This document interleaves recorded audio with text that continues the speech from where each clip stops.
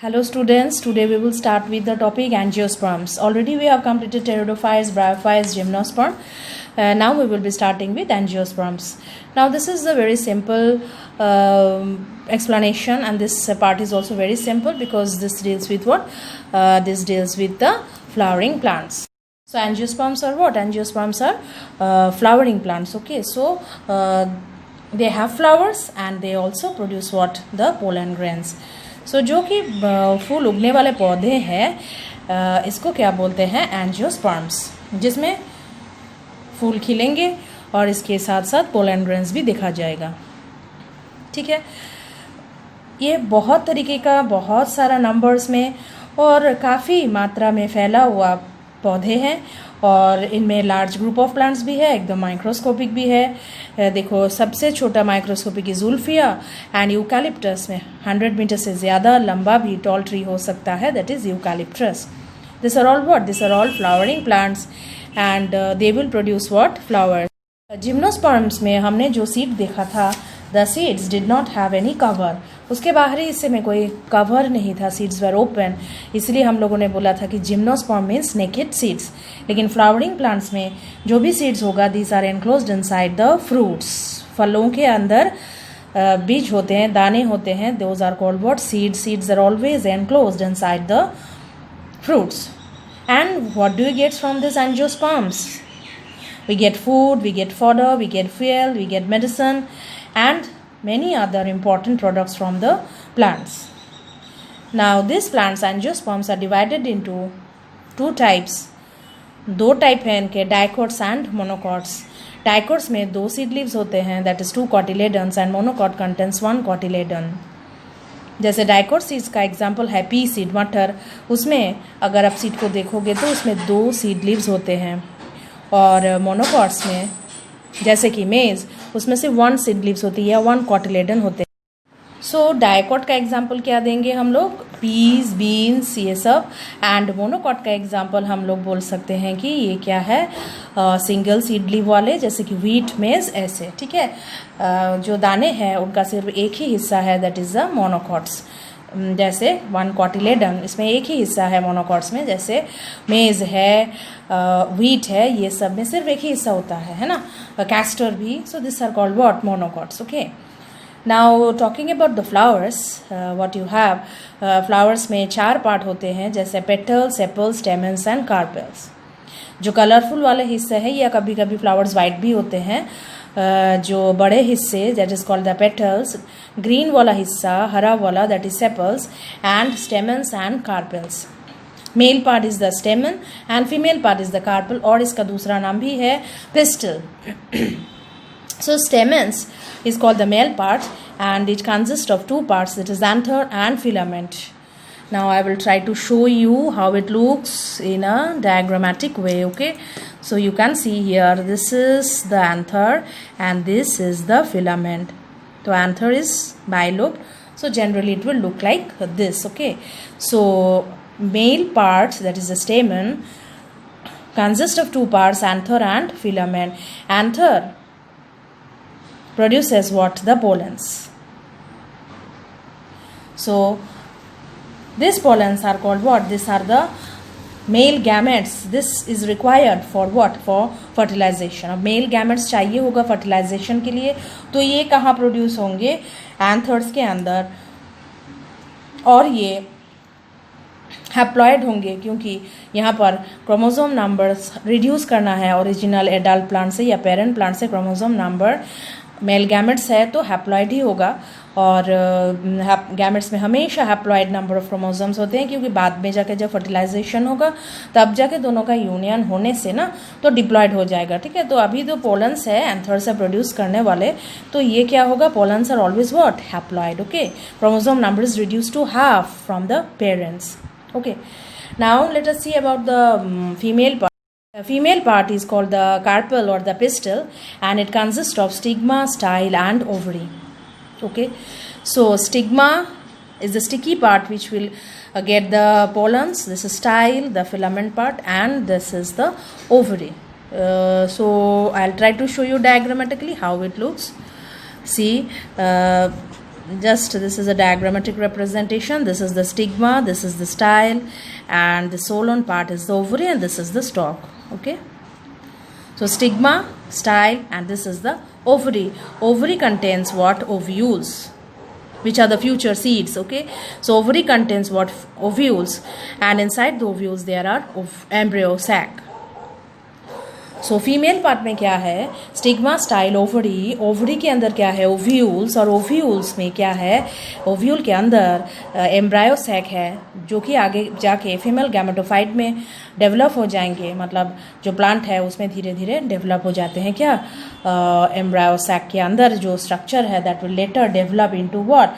The female gametophyte. This is the female gametophyte, जो कि मतलब प्रोड्यूस होगा ना embryo sacs, that is called what? Female gametophyte. Okay, so now I will tell you about the structure inside the ovule sac. What is there inside the ovule sac? Ovule sac के अंदर क्या है, इसको ज़रा देख लेते हैं. तो अगर ओव्यूल सैक को हम लोग अच्छी तरीके से देखने का कोशिश करेंगे, तो ओव्यूल सैक को हम लोग अच्छे से देखने का कोशिश कर लेते हैं. इधर देखिए ये सब है, ये जो सर जैसे ओवल टाइप का ड्रॉ करने का कोशिश किया है इधर, तो that is the ovule sac. Okay, so यहाँ पर ऐसे टाइप का सेल्स होते हैं जैसे ये, ठीक है. This are called what? Antipodals. और नीचे का जो हिस्सा है इसमें 2 सिनर्जिस है एंड एक एग सेल है. अरेंजमेंट ऐसा ही होता है कि 6 सेल्स जो, और ये बड़ा वाला बीच में, सो 3 सेल्स ऊपर एंटीपोडल्स और 3 सेल नीचे, 2 सिनर्जिड्स एंड एक एग सेल. तो मेनली क्या पॉइंट है कि एग सेल तक मेल गैमेट को पहुंचना पड़ेगा. सो ये एंटीपोडल्स है, ये सिनर्जिड्स है, बीच वाला सेल क्या है? एग सेल, और बीच में 2 nuclei, that is called what? Polar nuclei. ठीक है, अब कैसे मतलब पोलेंस जो है इसको कहाँ पहुंचना है? स्टिग्मा में. Pollens will be transfer to the stigma. Stigma से धीरे धीरे स्टाइल से गुजरते हुए आएगा और इस ओवरी के अंदर जाना है जहाँ पर ओव्यूल्स है. और ओव्यूल्स के अंदर क्या है? Embryo sac. एम्ब्रियो सैक के अंदर क्या है? ये एक सेल, जहाँ आके पहुँचना है इसको, किसको? मेल गैमेट्स को. अभी एक्सप्लेन कर देते हैं कि कैसे पोलन ग्रेन्स जो है, इसका मेल गैमेट्स जो है, ये कैसे एक सेल तक पहुँचता है. तो इधर अभी मैंने क्या बोला है कि pollen grains has to come and sit where? To the stigma. ठीक है, अब स्टिग्मा से इसको धीरे धीरे जाना है कहाँ? एक सेल के तरफ. तो पोलन ग्रेन्स जनरली कैसे दिखता है, इसको भी डायग्रामेटिकली दिखाने का कोशिश कर रहे हैं.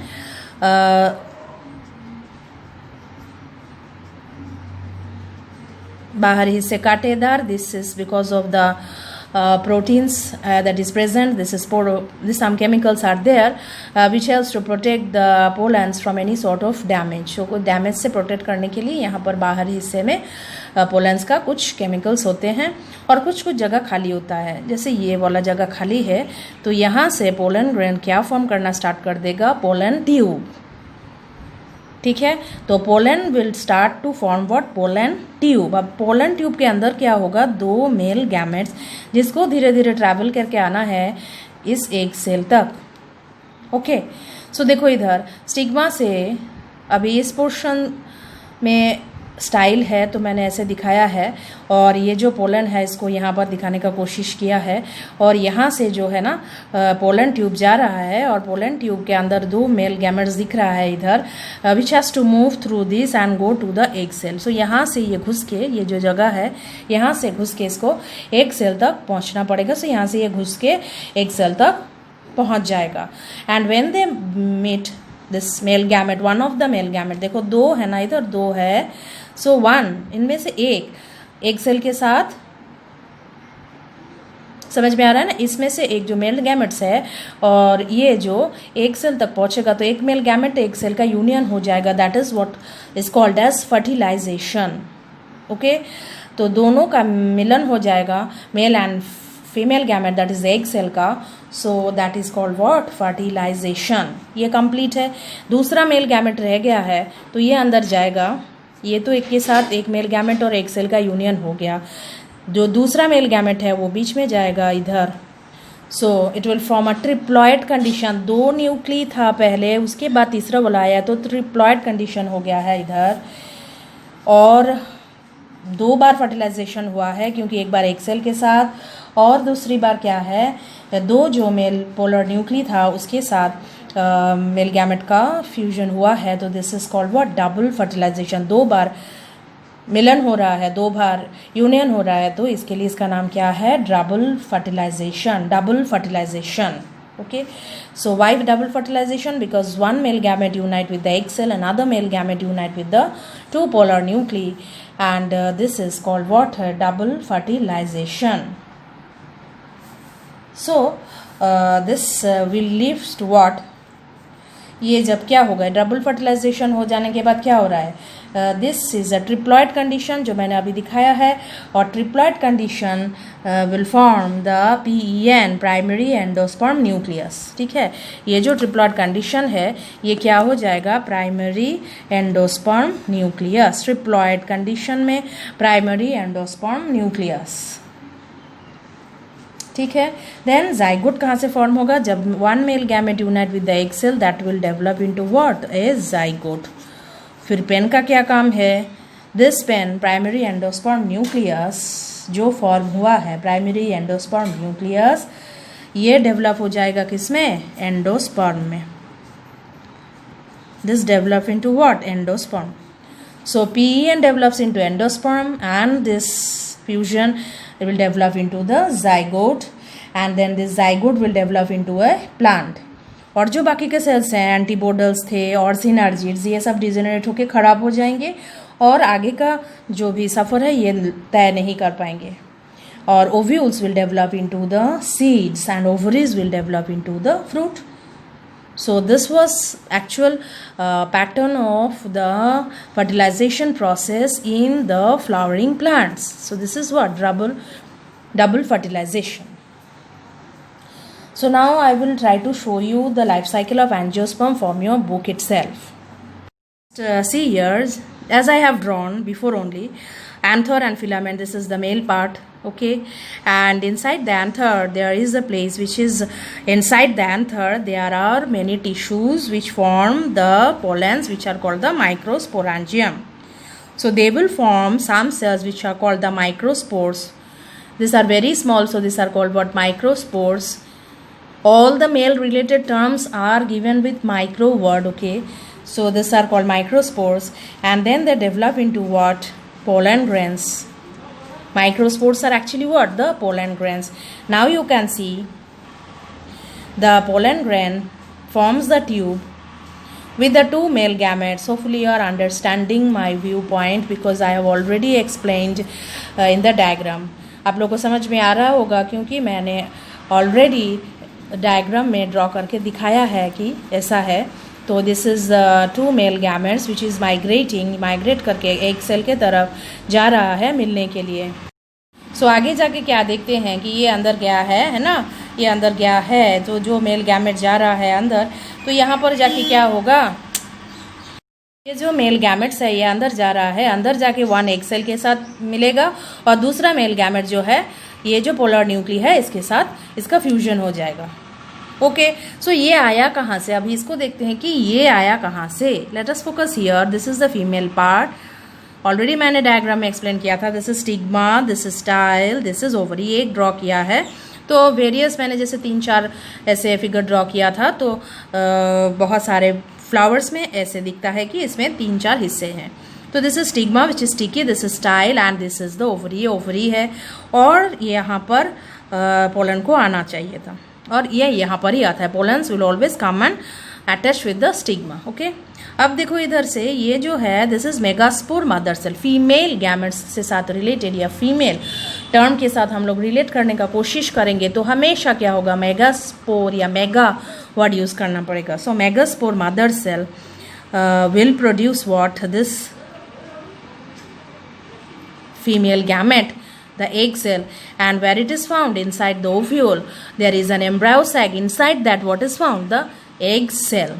Okay, now after fertilization, जब fertilization हो गया है तब क्या फॉर्म होगा, egg cell will give rise to what, zygote. ठीक है, अब zygote क्या है, zygote is the union after the union, मतलब एग सेल और मेल सेल का यूनियन के बाद जो फॉर्म होता है that is zygote which is diploid. ठीक है, अब जाइगोट धीरे धीरे किस में डेवलप हो रहा है, देखो इधर एम्ब्रायो, क्योंकि इसको प्लांट में फॉर्म होना है, तो एम्ब्रायो धीरे धीरे बड़ा होके क्या हो रहा है, एक flowering plant. Okay, so which is the male gametophyte, this is the pollen, which is the female gametophyte, female gametophyte कौन सा, this embryo sac is the female gametophyte, or this is what, the sporophyte, why, because they produce the spores, the pollens or the egg cell, so this is called what, the sporophyte। तो समझ में आ गया होगा आप लोगों को, और diagram से रिलेट करने से और भी आसान हो गया होगा, है ना। तो अच्छी तरीके से आप लोग इस जो डायग्राम है इस सबको प्रैक्टिस कीजिए और हर एक पॉइंट्स के ऊपर फोकस करने का। तो I think all of you have understood, आप लोगों को समझ में आ गया होगा कि एंजियोस्पर्म एक्चुअली क्या है और क्या हो रहा है इधर, और लाइफ साइकिल में क्या हो रहा है ना। तो आप लोग थोड़ा ये जो एंजियोस्पर्म आज पढ़ाया है इसको अच्छी तरीके से पॉइंट्स वाइज पढ़ लेना और डायग्राम के साथ रिलेट कर लेना, ताकि एकदम अच्छी तरीके से दिमाग में ये जो पिक्चर है ये बैठ जाए और आपको पढ़ने में भी आसानी हो जाए। नेक्स्ट क्लास में हम लोग थोड़ा सा जो बाकी का हिस्सा है इस चैप्टर का वो करवा देंगे।